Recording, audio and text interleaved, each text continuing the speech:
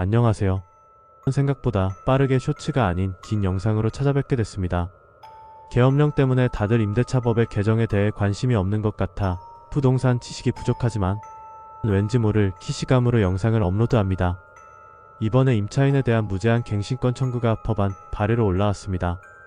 이 법안이 통과된다면 단기적으로는 집이 없는 사람들이 굉장히 선호할 겁니다.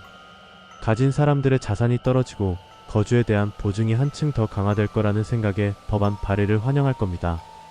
근데 집주인들 입장은 어떨까요? 서울을 기준으로 집을 가진 사람들은 웬만하면 전부 다 실거주하게 될 겁니다. 누가 자신의 집을 생판 모르는 남에게 어쩌면 평생을 빌려줘야 하는데 과연 어떤 집 주인들이 그렇게 할까요? 또한 그렇게 되면 가뜩이나 공급이 없고 전세 물량이 없는 상황에서 더 전세 물건이 없어지고 나머지 임대 놓는 아파트들 같은 경우에는 전세값을 올리지 못하니 월세 혹은 반전세로 주거비를 더 많이 올리게 될 겁니다. 그 예로 오피스텔이나 비아파트 같은 경우 월세를 올리지 못하게 했을 때 관리비나 다른 돈으로 수익률을 충당했었습니다. 거기다가 일전에 계약갱신 청구권이 없었을 때 비해서 계약갱신 청구권이 있고 나서 더 큰 전세가 상승이 있었습니다. 물론 그 이후에 높아진 전세가 가격이 다시 떨어지면서 전세가가 안정되기도 했지만 전세가는 기본적으로 시장 가격에 두지 않고 인위적으로 막아버린다면 그에 대한 반발로 소유자들은 다른 수익성을 요구하게 될 겁니다. 실거주가 아닌 투자 목적은 본인의 자산을 잃을 리스크를 가지고 투자하는 건데 여기에 수익성까지 깎아먹고 개인 자산에 대한 자율성을 해한다면 아무도 투자하지 않을 시장이 만들어진다고 생각합니다. 그럼 극단적으로 대부분 실거주로 이동하고 가족에게 증여하고 수익률 때문에 월세로 돌린다면 갭투자는 없어지고 전세는 소멸할 수도 있습니다. 전세가 없어지는 것이 단순하게 다주택자를 엄벌하고 집값을 떨어뜨릴 수 있을지는 미지수입니다.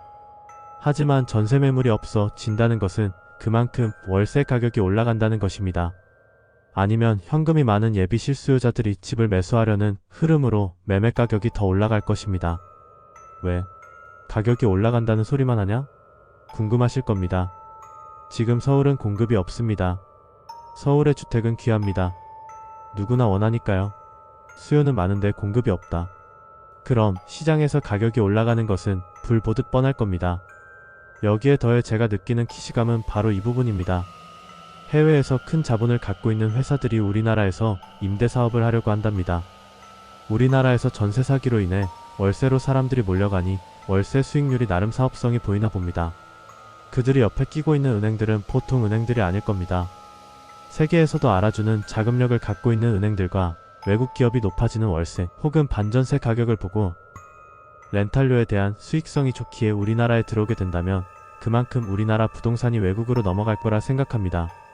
이는 정부가 공급이 극한으로 부족해지면 울며 겨자 먹기로 일정한 조건하에 외국 기업의 부동산 매매를 진행할 수 있을 거라 생각합니다. 그렇게 부동산이 외국으로 넘어간다면 그들은 무조건 부동산으로 파생상품을 만들고 파생상품은 리츠의 형태로 주식시장에 넘어갈 겁니다.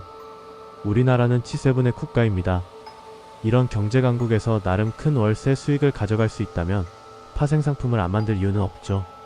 물론 누구는 너무 멀리 간 이야기다 라고 할 수 있지만 전세를 없애버려야 한다는 이야기가 간혹 들리는 것도 너무 멀리 간 소리일까요? 그럼 더욱더 우리나라에 있는 돈들이 더 수익성이 큰 외국으로 빠져나가는 현상이 가속화될 겁니다.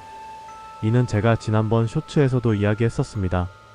물론 예측은 신의 영역이지만 지난번 계약갱신 청구권이 이행되고 난 후에 시장 상황을 팠을 때 무제한으로 계약갱신 청구권을 사용할 수 있게 된다고 한다면 우리나라 주식시장의 기대감이 거의 없어진 것처럼 부동산 시장도 전 국민에게 안 좋은 방향으로 흘러가게 될 가능성이 있습니다. 지금도 국내 건설 사업자들은 수익성이 나오지 않아 많이 위축된 상황입니다. 당연히 공급의 큰 축을 담당하고 있는 건설업자들이 없어지면 제한된 상품인 주택가격은 상승할 겁니다. 중국인들이 제주도 땅을 사는 걸 보고 욕했듯이 나중에는 우리가 만든 법안에 의해서 우리나라 사람들이 저 태평양 건너에 있는 미국인들에게 임대료를 지불하는 걸 보고 분노하게 될 겁니다. 물론 이 법안에 대해 찬성하고 반대하고는 개인의 입장이고 저보다 더 전문가인 분들이 어떤 예측을 할지는 모르겠지만 전 이렇게 생각합니다. 이 법안이 통과되면 단기적으로 부동산 시장의 큰 틀이 변할 것이고 장기적으로 더 큰 경기 침체의 밑거름이 되지 않을까 싶습니다. 대부분 더 많이 가진 사람들을 좋아하지 않을 겁니다. 하지만 우리나라의 조세제도는 기형적입니다. 가진 자들이 생각보다 많은 부담을 지고 있습니다. 이 때문에 그런지 해외로 자산을 옮기는 부자들이 많아지고 있습니다. 단순히 밉다 망해야 한다 단기적으로 생각하지 말고 조금은 멀리 보며 진짜 필요한 법인가를 꼭 생각해주세요. 황금알을 낳는 거위의 배를 가르는 것이 정말 옳은 것인지 여러분이 판단해주세요. 지금까지 일개부린이의 긴 이야기를 들어주셔서 감사합니다.